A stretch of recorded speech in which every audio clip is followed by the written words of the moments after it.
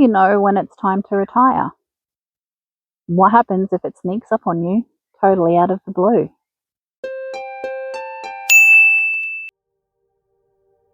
One minute, you're updating your resume and setting up email alerts for the latest job vacancies, and next minute, circumstances saw me travel to one of Australia's retirement capitals recently. True to its cultural status, my very own parents actually retired here, so I know the area well and can certainly see its appeal. Famous for its laid-back lifestyle, long sandy beaches, quiet bay, and the world's largest sand island off the coast, in waters known as the nursery for humpback whales, it is a special place. The timing of this visit was serendipitous indeed, and it had more to do with business than with pleasure.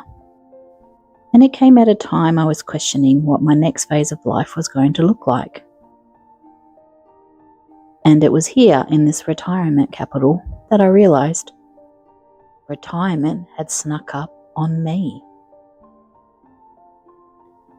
The realisation came during a conversation with my partner. He innocently asked me if I was retired. Did I consider myself retired? And you know what? It took me a while to answer. I didn't feel retired. I'm only 51. That's too young, isn't it? The next question he asked was whether I wanted to get another job. And that answer was a lot easier. It was an emphatic no. So then he asked me, do I need to get another job? In other words, can I afford not to return to work? And after some careful consideration, I had what I call my epiphany. Maybe I could actually afford to retire now. After all, I have a secure roof over my head and the ability to pay my bills in full as they come in. And whilst I may not be as free to make large purchases as I would like, without first considering its impact on my fledgling retirement, if I'm smart with my money and don't make large impulse purchases, then yes, I can afford to retire in comfort now. If not, perhaps with as grandiose plans as I may have imagined, but retirement now nonetheless. So I'm slowly changing my mindset to one of retirement mode. Obviously, I still need a purpose in life, something to replace the routine of 9 to 5. And for me, I now spend my days working for myself, working on myself. And by working, I mean I'm educating myself, particularly on YouTube, running 2 fledgling channels.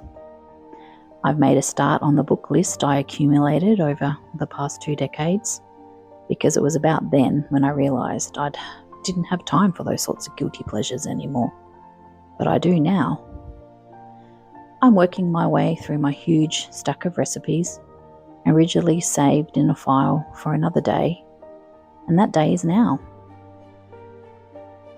I'm spending time reconnecting with those who are important in my life, those who may have taken a back seat to my career. We all lead busy lives, and it's not a conscious decision to stop connecting with childhood friends and those who made an imprint on our lives as we became adults. And I have recently discovered that true friendships are so easily picked back up, as if 15 years hadn't gone by, that you get to rediscover these connections all over again, as if it was only yesterday. And of course, spending time with my family, my aging parents, my siblings who are all grown up with children of their own, and those children who are becoming individuals in their own right.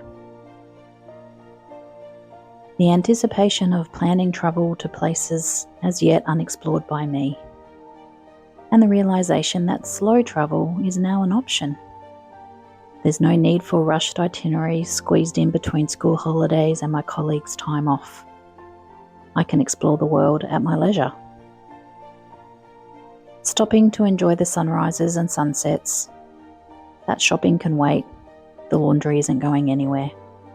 And do I really care if the floor isn't mopped when I can enjoy the simplicity of a cup of tea outside whilst pottering in my newly rediscovered garden. So many simple pleasures that now take up time in my day, and so there's no way I can be bored, not yet anyway.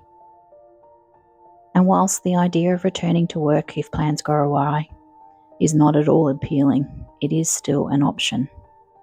If the workforce still cares about maturity, experience, flexibility, loyalty, then there's a place for me.